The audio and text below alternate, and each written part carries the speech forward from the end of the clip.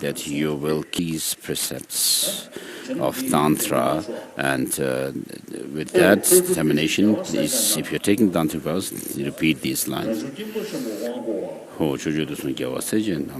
The Buddhas and Bodhisattvas of the ten directions, please think of me, kindly pay attention to me. From now on until enlightenment, we take refuge in the three supreme jewels, and we'll keep the bodhicitta.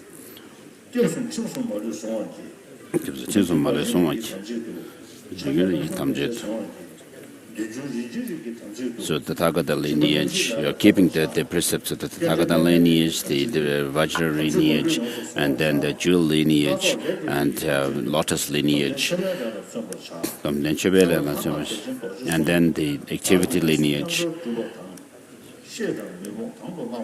and then the 28 unique precepts within this context of this tradition are repeated.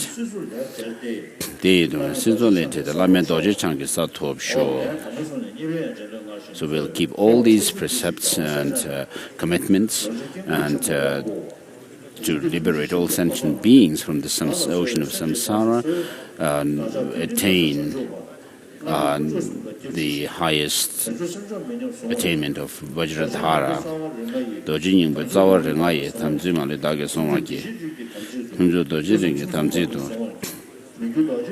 So you're keeping the different commitments related to the five with the families, such as the Tathagata lineage and so forth.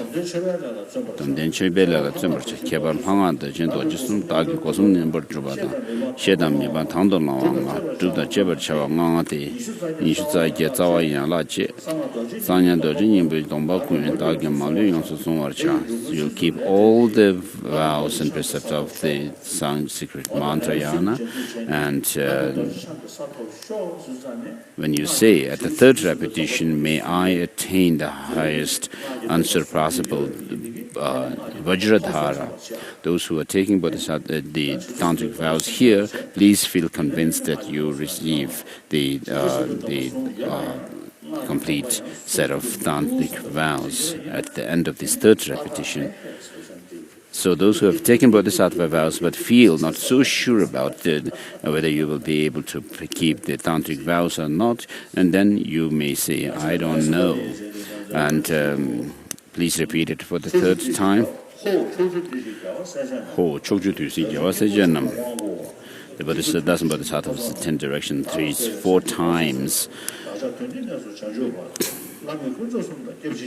I take refuge in the 3 jewels. I'll keep the bodhicitta and supreme bodhicitta, and I'll keep all the essence of Vajrayana, the precepts related to the 5 Buddha families. And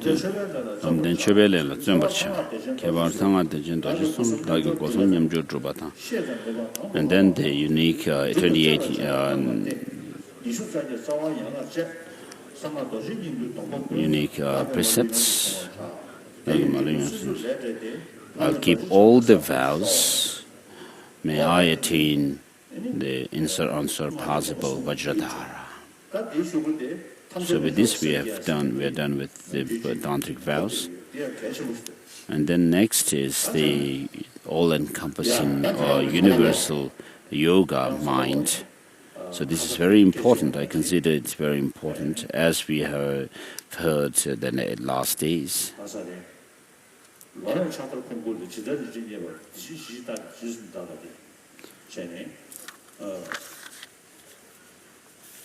Just as a blind person accidentally finds a gold in the garbage, I, who am suffering in samsara, how nice I have this bodhicitta.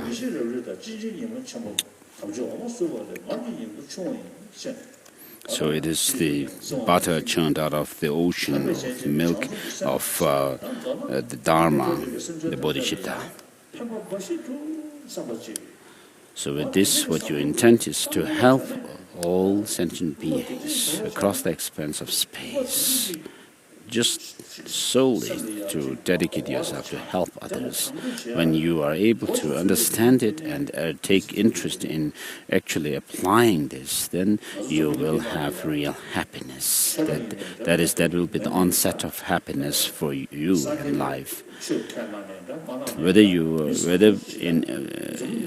people believe in Buddhism or not, whether they follow Buddhism or not, if people are dedicated for take care of others, then there will be peace of mind. So if you actually let them yourself, if people let themselves be carried away by all kinds of negative emotions, there's not going to be peace in the world. So millions and millions of fish and hens are killed, and then we also kill human beings. There's killing amongst this, and so with this kind of dedication to help others, of course these will reduce. So even if with wealth and money and so forth, these troubles will not be overcome, cannot be overcome. So the religious traditions of the world are not able to overcome the problems and the troubles in the world. So something that can be accepted by all commonly is altruism, thinking of caring about others, whether you are a believer of religion or non-believers. So in Buddhism, what we are talking about is thinking that we are saying that we would try to attain the highest goal of enlightenment, Buddhahood, by using our wisdom and coupled with the altruistic attitude.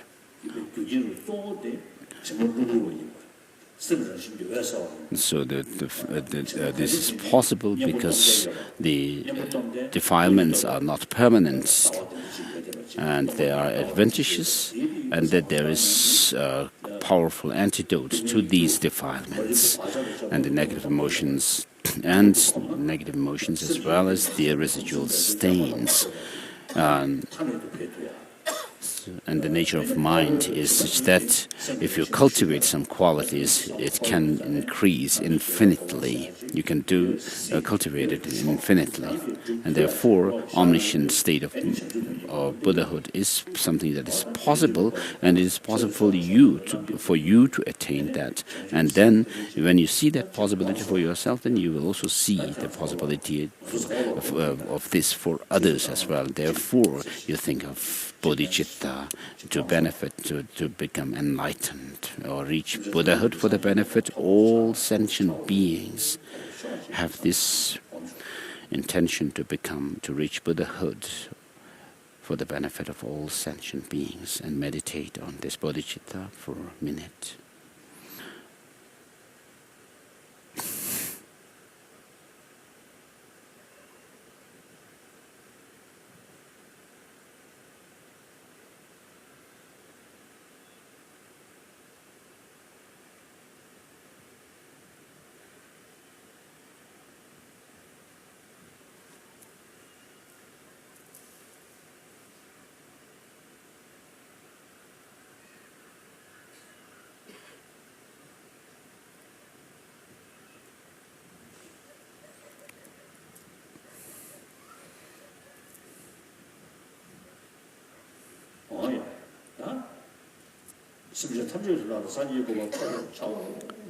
So this wish to become a Buddha for the benefit of all sentient beings that you have generated,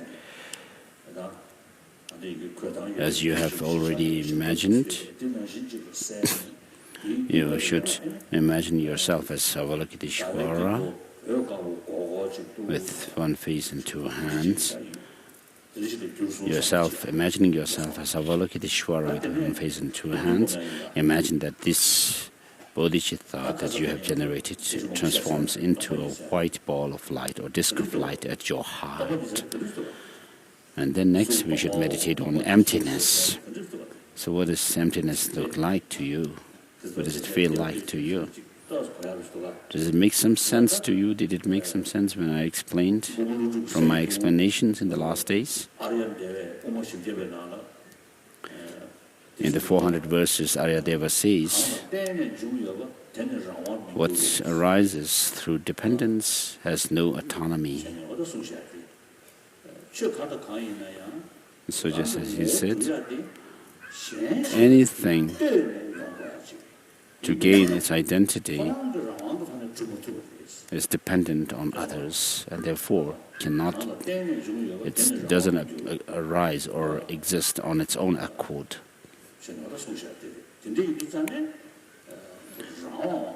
Since this autonomous or independent existence is what we term as self, and therefore everything is said to be devoid of such a self. And therefore, following the two lines of Aryadeva, he says, all this, referring to oneself and others and our body, of aggregates, samsara, nirvana, everything, since all this is without any autonomy, therefore, he says, there is no self. And so, as I explained the other days, when you check something through the sevenfold reasoning, for example, whether a person is his body, the shape, or the combination of all these aggregates and so forth. So when you check or examine a person through the sevenfold reasoning of analysis, you will not be able to pinpoint that person. Of course, when you ask about something, you'll say, it's there. You point your finger at it.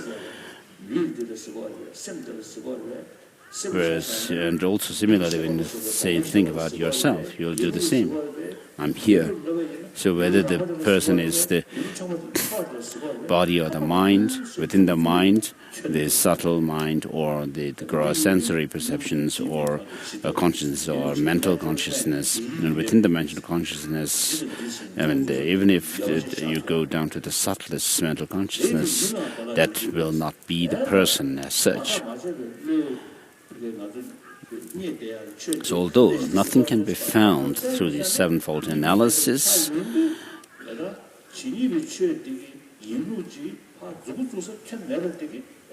so what this actually indicates is that you are let into, you are able to touch or you can smell so that leads you to the understanding of what the truth is, the reality of yourself and others is, that nothing can be found.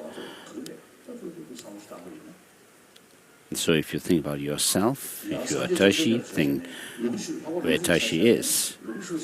Even in the case of Avalokiteshvara, if you examine Avalokiteshvara himself, is not his body and the mind, nor the body and the mind. There's something separate or different from the body and the mind.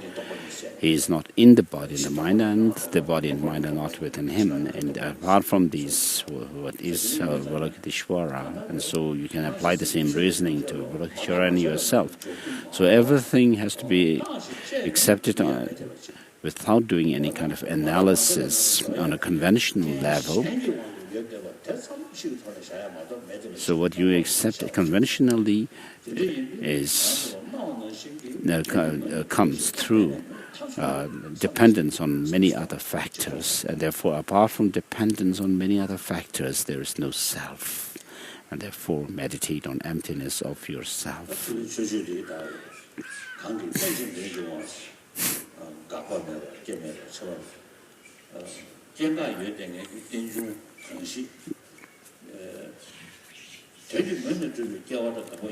So what arises and ceases, of course, do not have any objective arisal and objective cessation.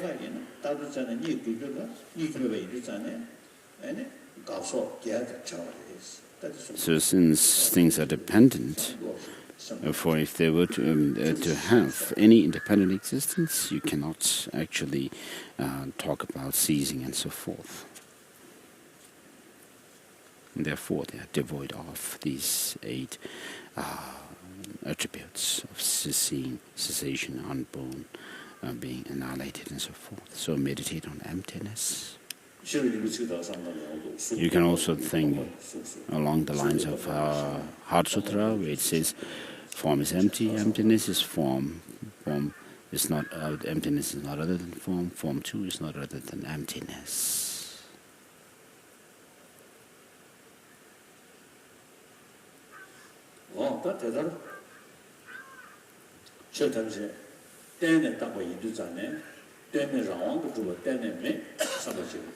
So since everything is dependently arisen and there's nothing independently objectively existence in them, therefore everything is empty and devoid of that independence and that understanding of emptiness.